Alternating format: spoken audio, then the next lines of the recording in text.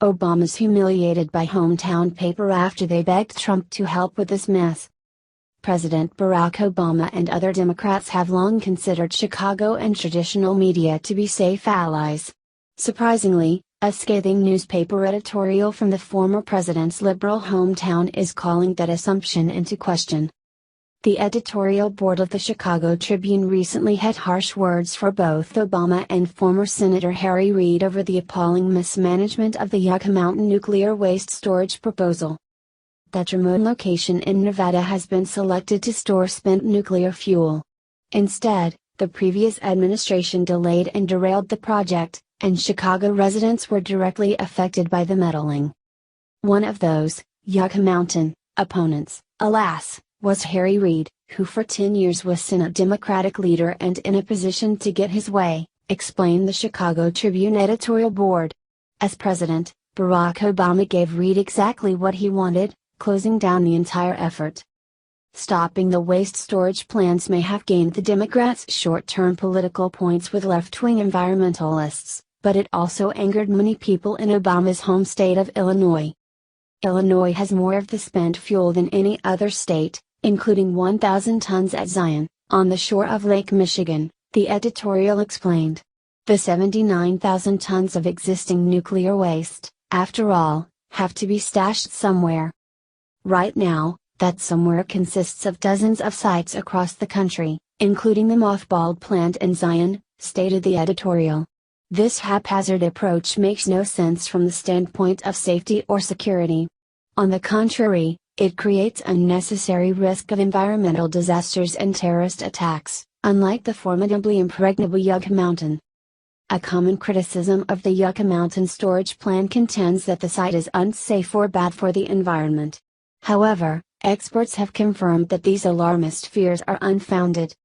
During the Obama administration, both the Department of Energy and the Nuclear Regulatory Commission gave their approval to the project. The NRC's report found that there would be no significant environmental impact over a staggering 1 million year period.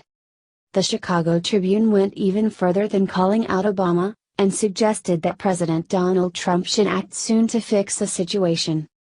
With Reid finally retired and Republicans in control of Congress, now is the time to get it done, the newspaper declared.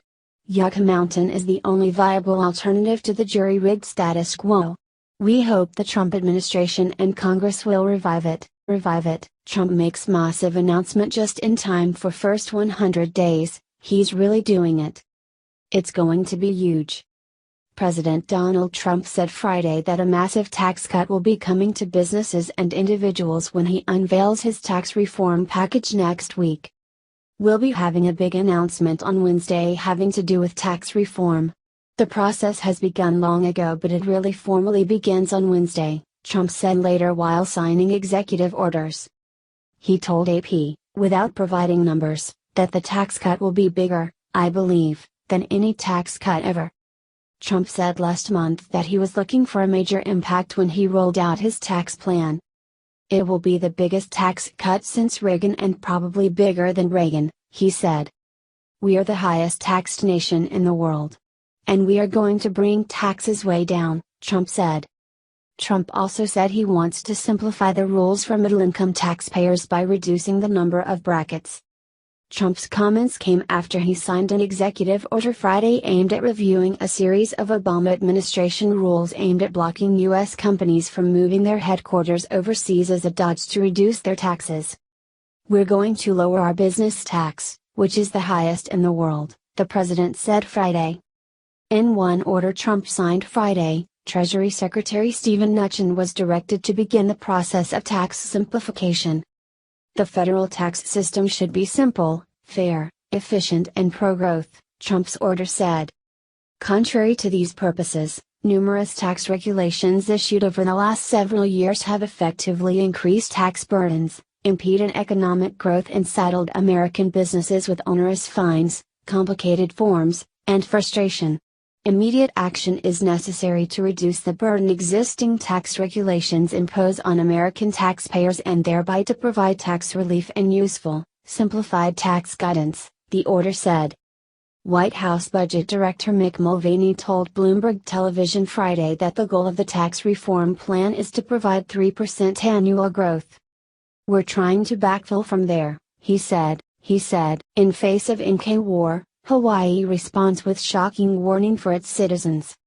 As tensions on the Korean peninsula continue to rise and the North becomes increasingly bellicose in its desire to obtain and use ballistic missiles equipped with nuclear warheads, some Americans are beginning to think about how they would survive a potential nuclear attack from the rogue communist regime. While it is thought that North Korea doesn't yet have the capability to reach the mainland United States with a nuclear missile, the same cannot be said for the Hawaiian Islands chain, which is inside the range of some of North Korea's more advanced missiles, according to the Honolulu Star-Advertiser. In fact, Hawaii is not just in range of North Korean missiles, but also presents a rather unique, strategic target for any enemy, given it is the home of several important military commands, most especially the headquarters of U.S. Pacific Command. The increased threat of a North Korean attack on Hawaii recently spurred the Public Safety Committee of the State House of Representatives to unanimously pass a resolution urging lawmakers and citizens to take steps to prepare for the worst, according to the Associated Press.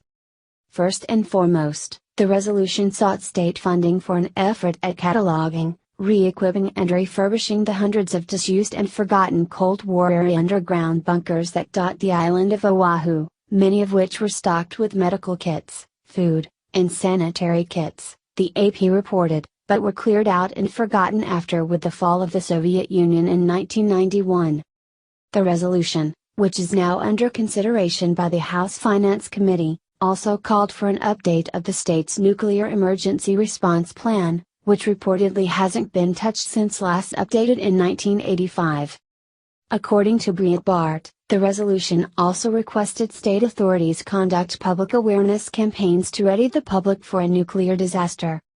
To be sure, lawmakers insisted they weren't trying to spark fear or panic among Aloha State citizens, but merely wanted them to take note of the very real and credible threat they faced and act accordingly by making appropriate preparations to survive a nuclear strike. Hopefully, those preparations and efforts to re-equip Cold War-era bunkers to survive a nuclear war ultimately prove unnecessary, but in the meantime, they better rapidly do what needs to be done instead of arguing about it at length, as politicians tend to do. Please share this on Facebook and Twitter to let everyone know what lawmakers in Hawaii are preparing to face. What do you think of this preparedness resolution from Hawaii lawmakers? Scroll down to comment below. Trump scores huge victory for pro-lifers. Puts Planned Parenthood in its place.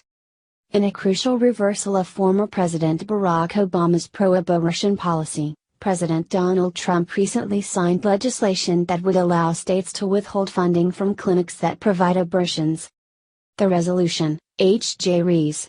43, was approved by the Senate at the end of March by a vote of 51-50, with Vice President Mike Pence casting the tie-breaking vote. On April 13, Trump signed the measure into law, allowing states to block federal funds from going to abortion clinics, including abortion giant Planned Parenthood, according to the Daily Caller.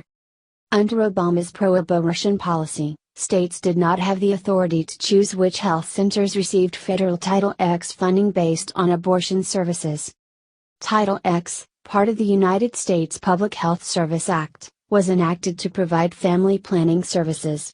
Under Obama, the Department of Health and Human Services prohibited recipients of Title X grants from excluding a clinic from receiving funding based on anything other than its ability to provide family planning services, according to a White House press release. In other words, if a clinic, such as Planned Parenthood, offered any family planning services, as well as abortions, and otherwise qualified for the Title X grant, a state could not disqualify the clinic because of its abortion services. Now, individual states have the authority to determine which clinics receive those funds, as they should, not just because of pro-life beliefs, but also because of states' rights. Seema Verma, administrator of the Centers for Medicare and Medicaid Services, pointed to the legislation as proof that the president was keeping his campaign promises, referring to Trump's vow to support pro-life and states' rights policies if elected. It's an important step for the administration that shows they want states to be in charge of the decision-making, Verma told reporters. Penny Nance, the CEO of Concern Women for America, also applauded Trump's signing of the bill, as it allows more funding to go to other health centers that provide needed services for women and families, but do not perform abortions. We have been clear we want to shift funding from Planned Parenthood to community health centers, Nance said. House Speaker Paul Ryan also commended the legislation for undoing a law that essentially forced millions of taxpayers to pay for services they disagreed fault with. H.J. Rees 43 voids a regulation that forces states to use Title X money to fund Planned Parenthood. Taxpayers should not be forced to fund abortion, plain and simple, Ryan said in a statement. In fact, the abortion giant's most recent annual report shows that federal tax money actually comprised 43% of its total funding, equaling an astonishing, and disturbing, $553 million of taxpayer money. The measure Trump signed would almost certainly see a large decrease in those funds, particularly in socially conservative states. Like and share this article on Facebook and Twitter if you're glad that President Trump signed this anti-Planned Parenthood bill into law. What do you think about the measure President Trump just signed that will likely defund Planned Parenthood clinics across the country? Scroll down to comment